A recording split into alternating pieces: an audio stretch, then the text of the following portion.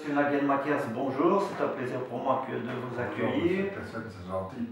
Et nous allons, puisque vous en êtes le président, si vous voulez bien, discuter un petit peu du syndicat d'initiative qui vient d'être renouvelé. Est-ce que vous pourriez tout d'abord nous en faire un petit peu l'historique? Puisque je crois que c'est vous qui avez créé ce syndicat. Alors, c'était mon désir, mon envie, ma passion à l'époque où j'étais conseiller communal. Et j'ai demandé à la commune dans l'ancienne législature s'il était possible d'en créer un. La réponse a été oui. Maintenant, nous n'avons pas toujours su quels étaient les impératifs que nous a souligné la commune de Chaudfontaine par la suite, et la demande officielle à la province, au système touristique provincial, de faire une demande en bonne et due forme, ce qui a été fait il y a quelques mois et qui est en voie de régularisation.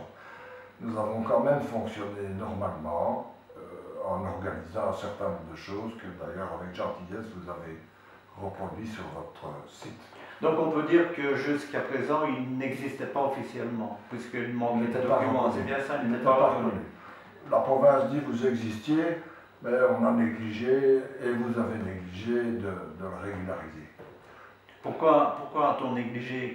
Qu'est-ce qui manquait? Par méconnaissance sûrement. Nous étions convoqués à Chaudfontaine et nous assistions aux séances de Vestre et Coteau et on ne nous a jamais dit, écoutez, régulariser. Depuis l'origine, depuis la création du syndicat d'initiative, même s'il n'était pas tout à fait officiel, pouvez-vous retracer quelques organisations, manifestations qui ont été faites? Je vous dirais que, comme vous le savez déjà,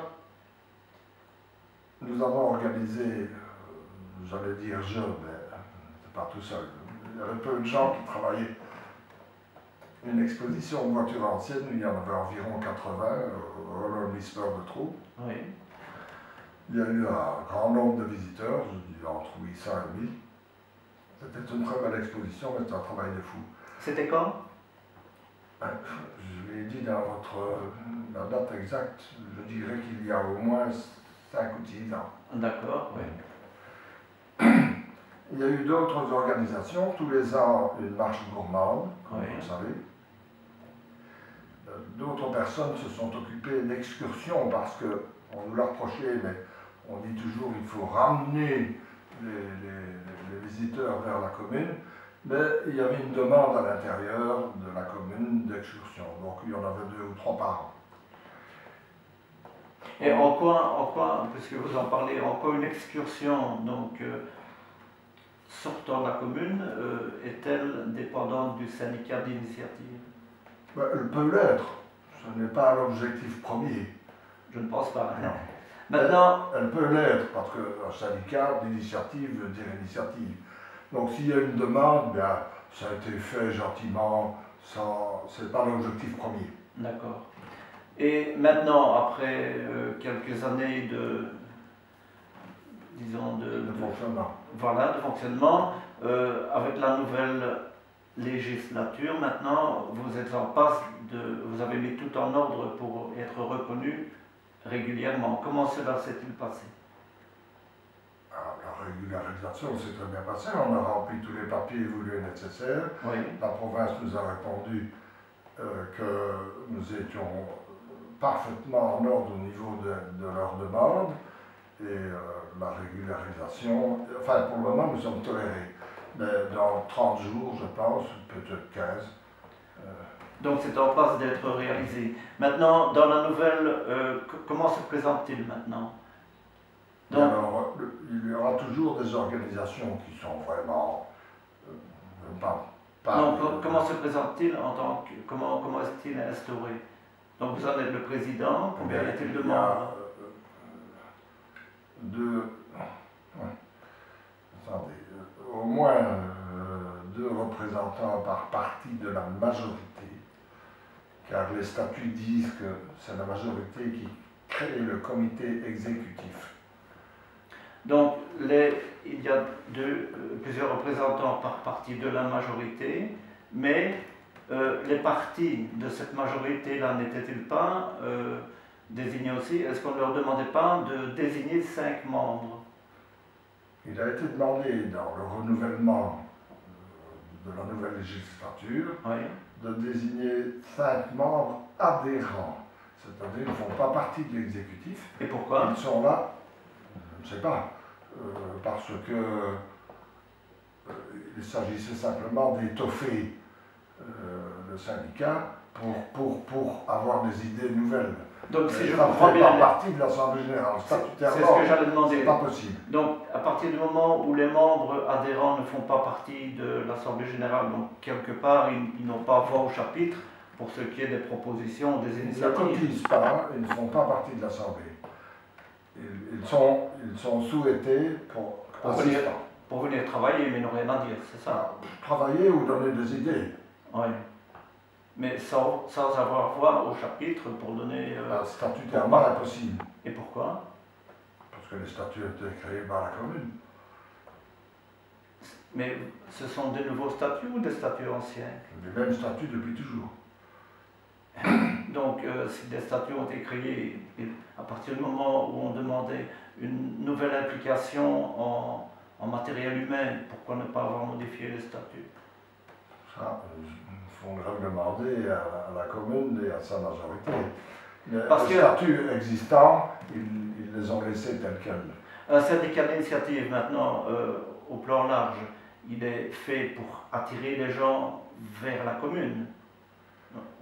Ou que ce soit pour des manifestations ou autres. Si vous avez, pardon, excusez-moi de vous interrompre. Non, non, je vous en prie. Vous vous adressez à une commune qui a créé un syndicat d'initiative communal majoritaire. Mais le but est quand même d'attirer des gens vers Trou et éventuellement soit de mettre la commune en évidence, soit d'essayer d'attirer des gens vers les commerçants. Il y a une très grande différence entre un syndicat d'initiative communale créé par une majorité et un syndicat d'initiative créé par des indépendants, ce qui existe dans certaines communes.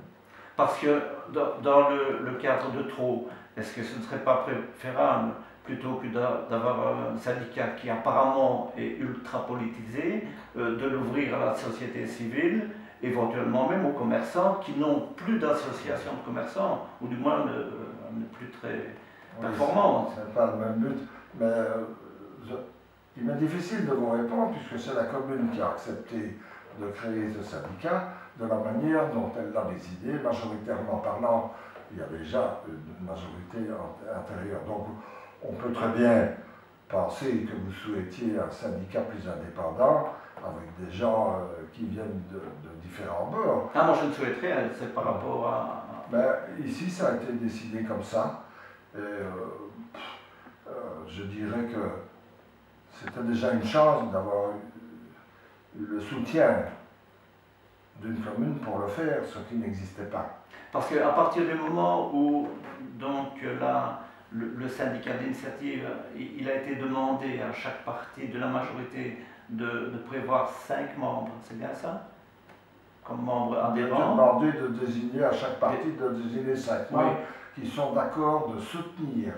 Mais à partir du moment où on ne les implique pas à fond, c'est une manière de les démotiver. Les statuts ne le permettaient pas. D'accord.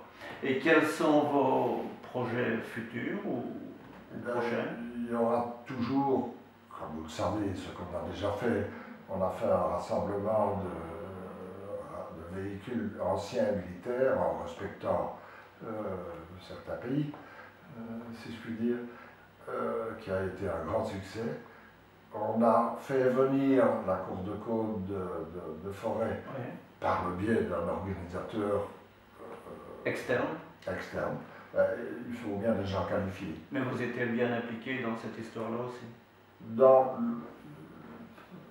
le fait qu'on les ait ramenés, mais il faut bien s'adresser à des professionnels parce que ce n'est pas un syndicat, même s'il y a 15 personnes de plus qui sont capables d'organiser une course de côte.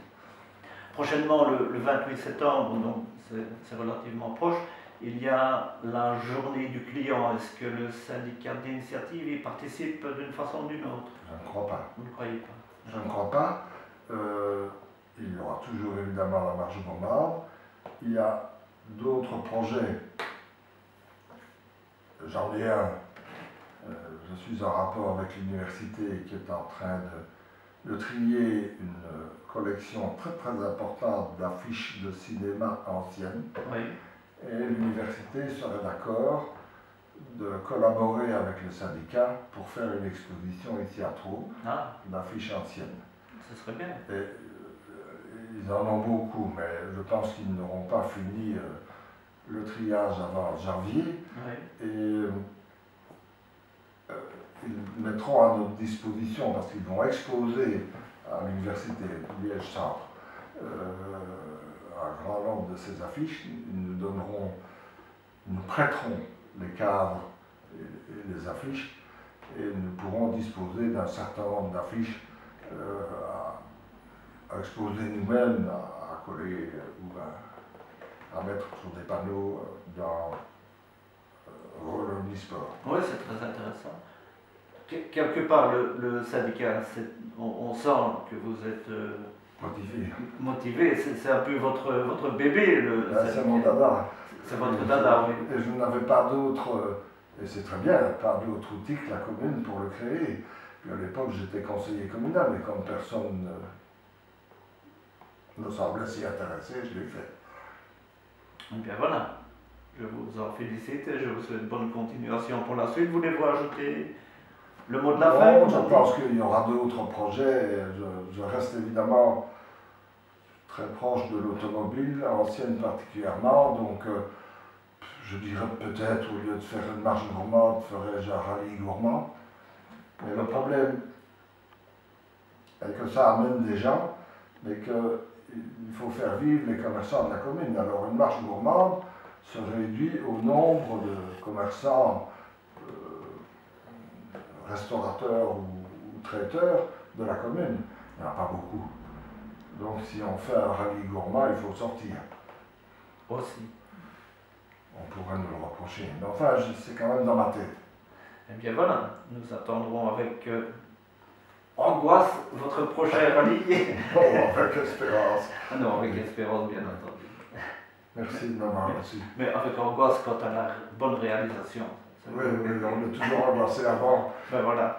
Mais quand ça marche, on est content. Ben voilà, je vous remercie beaucoup pour cet entretien. Et je vous souhaite vraiment bonne chance. C'est très gentil à vous.